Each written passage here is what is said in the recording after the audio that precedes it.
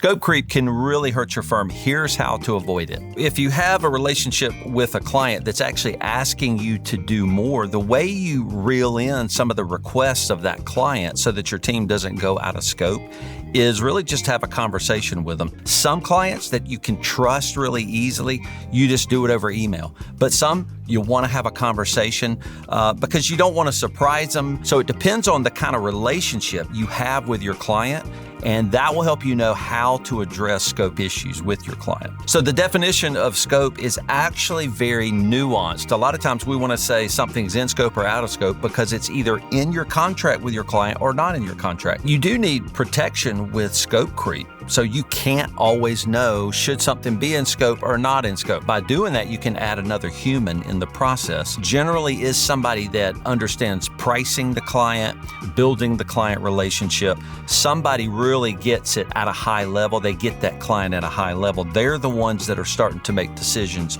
about what they'll allow or not allow to be in scope with a client. So you have a client that's requested things that are out of scope, and you do know you need to price them. The client agrees, give me a price for this project. So some things to consider. This is a current client. What that means is you're not really value pricing a brand new client. So really you're just in service to this client. You know, typically you wouldn't get too high on some of those prices.